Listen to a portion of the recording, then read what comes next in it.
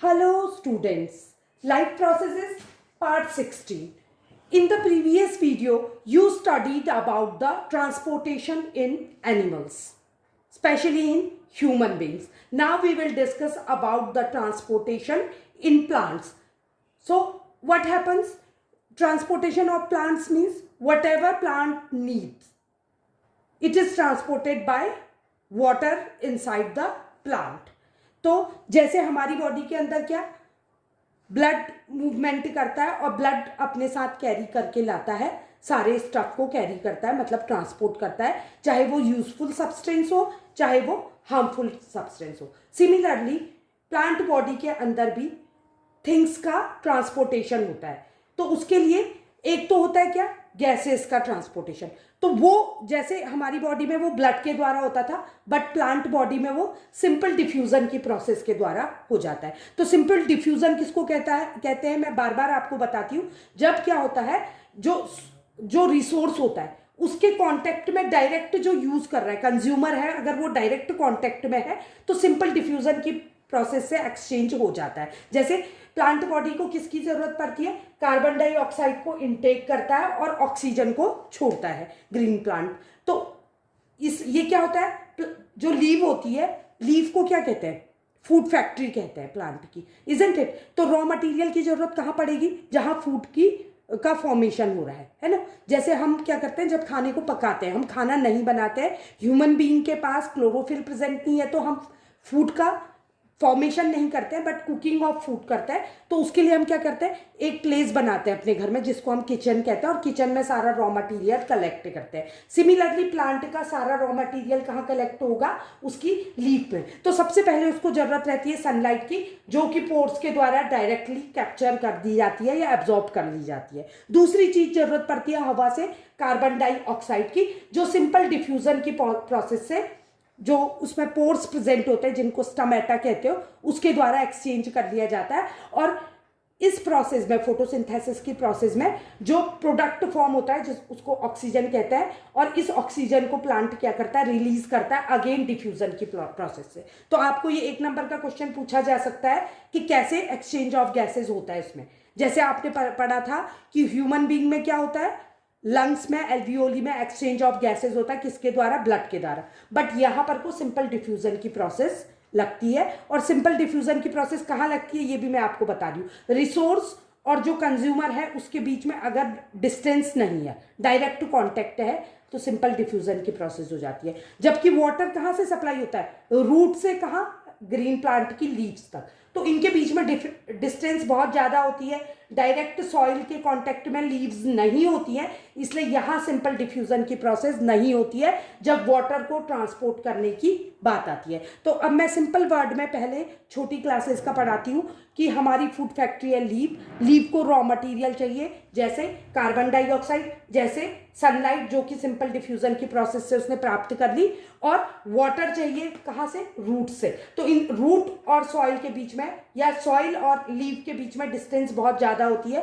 तो डिफ्यूजन से वाटर का मूवमेंट नहीं होता है. तो इसके लिए इसमें सेल्स प्रेजेंट होते हैं, क्योंकि किसी भी लिविंग ऑर्गेनिज्म में काम करने वाले वर्कर्स को हम सेल या टिश्यूज कहते हैं, सेल के गुच्छों को टिश्यूज कहते हैं. तो इसमें भी टिश्यूज प्रेजेंट होती हैं. तो रूट्स की जो रूट्स पे क्या होती है, पतली पतली जैसे थ्रेड लाइक स्ट्रक्चर्स होते हैं जो डायरेक्ट सॉइल के कांटेक्ट में होते हैं. और सॉइल किसमें रिच होती है, nitrogen, phosphorus and other minerals. मतलब सॉइल में मिले रहते हैं nitrogen, phosphorus and other minerals, और ये सब क्या हो जाते हैं, वाटर में डिसॉल्व हो जाते हैं. जिस तरह से ब्लड में डिसॉल्व होके ह्यूमन बॉडी में ट्रांसपोर्टेशन होता है, यहाँ वाटर में डिसॉल्व होके nitrogen, phosphorus and other minerals move करेंगे और कहाँ पहुंचा दिए जाएंगे, आपके लीव में.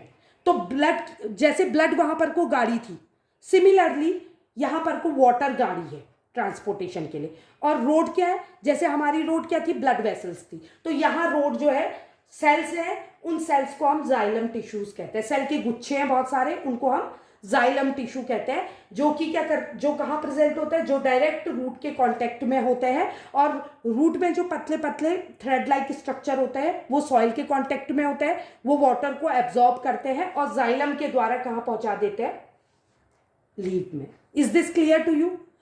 और उसके बाद जो एनर्जी का फॉर्मेशन होता है, एनर्जी मतलब क्या है, जैसे ही सारा रॉ मटेरियल यूज होगा उसके बाद लीफ में क्या बनता है, एनर्जी का फॉर्मेशन होता है, और जो एक्स्ट्रा एनर्जी होती है वो स्टार्च के रूप में स्टोर हो जाती है। तो इस एनर्जी को पूरे पूरे सेल्स को प्रसाद की तरह बांटा जाता है, सिमिलरली जैसे हम ह्यूमन बॉडी में कर रहे थे।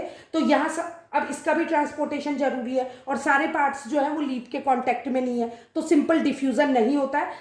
अगेन एक और जो टिश्यू है जिसको हम फ्लोएम टिश्यू कहते हैं, वो क्या करती है, फूड फैक्ट्री से एनर्जी को ले जाके पूरी बॉडी में बांटने का काम करती है।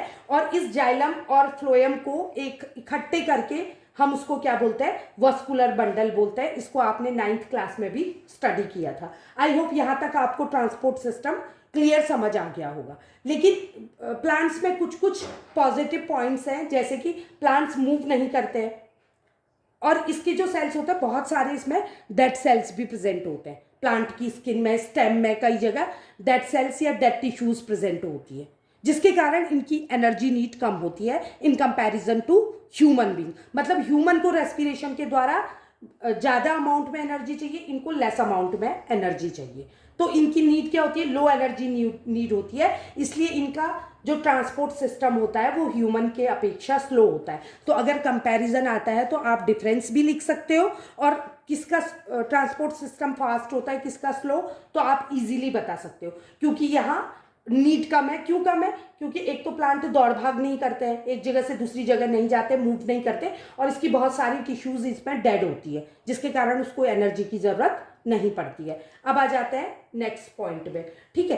तो मैंने बोला कि यहाँ पर को आपके जाइलम टिश्यूज प्रेजेंट है, वो ट्यूब की तरह होता है। जैसे हमारे में ब्लड वेसल्स होती है, ऐसे यहाँ ट्यूब्स प्रेजेंट होता है। इन ट्यूब्स को रूट से टच में रहते हैं, जाइलम ट्यूब्स बोलते हैं। And tubes from leaves to other plant body phloem. और दूसरा काइंड क्या हो गया, वही ट्यूब जब लीव से अदर प्लांट बॉडी में फैली होती है तो उनको फ्लोएम कहते हैं, ठीक है। तो अब क्या हो गया, फिर इससे हमको क्या पता लगा, अगर लिखने को आता है what are the components of transport system, so what are the components of transport system are xylem and phloem, because they are responsible for the transportation of each and every material inside the plant body. Is this clear to you? तो xylem और phloem दो हमारे क्या है, component है, और इनमें क्या प्रेजेंट रहता है इस काम के लिए, इनके हेल्पर कौन है, जाइलम के हेल्पर है, याद कर लीजिएगा, ये आपने पिछले साल भी पढ़ा है, tracheids, vessels, xylem parenchyma and xylem fibres. कैसे याद करेंगे, ट्यूब लाइक स्ट्रक्चर को हम वेसल कहते हैं, फाइबर भी कह सकते हैं, धागे को हम फाइबर कहते हैं। तो धागे की तरह स्ट्रक्चर या ट्यूब लाइक स्ट्रक्चर, दो याद हो गए, वेसल्स एंड फाइबर, इसमें जाइलम फाइबर लगा देंगे आप, ठीक है। और ट्रैकीड्स आप याद कर लीजिए and xylem parenchyma. Is this clear to you? और फ्लोएम में 4 पार्ट प्रेजेंट होता है, सीव ट्यूब, दूसरा कंपेनियन सेल्स, तीसरा phloem fibre and phloem parenchyma. Parenchyma और फाइबर याद कर लीजिए, जाइलम वाले में xylem parenchyma, xylem fibre, phloem fibre and phloem parenchyma. और रेस्ट स्ट्रक्चर क्या है, ट्रैकीड्स, वेसल्स इसमें है जाइलम में, and sieve and companion cells किसमें, फ्लोएम में। तो आई होप आपको यहाँ तक कॉन्सेप्ट समझ आया होगा। अब क्या होता है कि वाटर जब जाता है जड़ों से ऊपर, किसके द्वारा, जाइलम के द्वारा, ठीक है।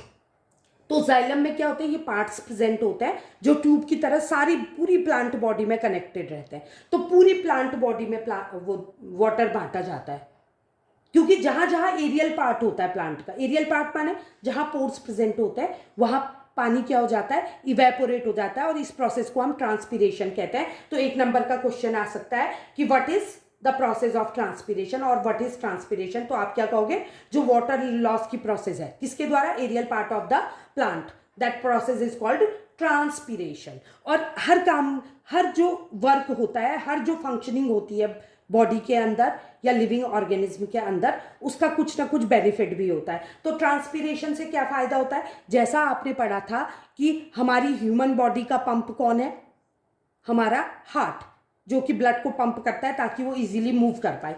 और जबकि यहाँ तो मूवमेंट कैसा होता है, वाटर का मूवमेंट बिल्कुल खड़ा मूवमेंट नीचे से ऊपर की ओर, तो इसको भी किसकी जरूरत होती है, कुछ पंप की जरूरत होती है। बट प्लांट बॉडी में कोई पंप नहीं होता है, लेकिन इसमें सक्शन क्रिएट होता है। तो ये सक्शन कैसे क्रिएट होता है ये मैं आपको समझाती हूँ। आपने वैक्यूम क्लीनर देखा होगा, वो सक्शन क्रिएट करके डस्ट पार्टिकल को खींच लेता है अपनी ओर। सिमिलरली इवेपोरेशन से क्या होता है, वाटर लॉस होता है, ठीक है। और इस वाटर, जैसे ही वाटर लॉस हो जाता है प्लांट में, किसके द्वारा, ट्रांसपीरेशन के द्वारा पानी इवेपोरेट हो जाता है, वाटर लॉस होता है। तो ये वाटर लॉस होने पे ये एक सक्शन क्रिएट कर देता है जड़ से ऊपर की ओर, ठीक है। और क्या करेगा, pulls water from roots, water को रूट्स से ऊपर खींचेगा ये सक्शन, जो कि किसके द्वारा क्रिएट किया जा रहा है, ट्रांसपीरेशन के द्वारा। मैं आपको फिर से कहूंगी, इसको इंपॉर्टेंट टॉपिक की तरह समझिए। ट्रांसपीरेशन की प्रोसेस के द्वारा एक सक्शन क्रिएट हो जाता है जो वाटर को रूट से कहा ऊपर की ओर पुल करता है। और इसके लिए इसकी मदद करने वाले सेल्स कौन है, जाइलम सेल्स या जाइलम टिश्यूज। तो ये कैसा मूवमेंट होगा, ऑब्वियसली अपवर्ड मूवमेंट चालू हो जाता है, किसका, वाटर एंड मिनरल्स का। Without having pump they just create suction, which transpiration create suction, और उससे क्या होता है, वाटर का अपवर्ड मूवमेंट और मिनरल्स का अपवर्ड मूवमेंट होता है। इस तरह से ट्रांसपोर्टेशन ऑफ प्लांट पूरा खत्म होता है यहाँ पर को। तो यहाँ पर को I try to collect all the things, I just collected all the sap of that topic. So just go through all the lectures and try to find out whether I have left something. You can inform me. I'll make separate video for this. If you like the video, please like, subscribe and share. Thank you.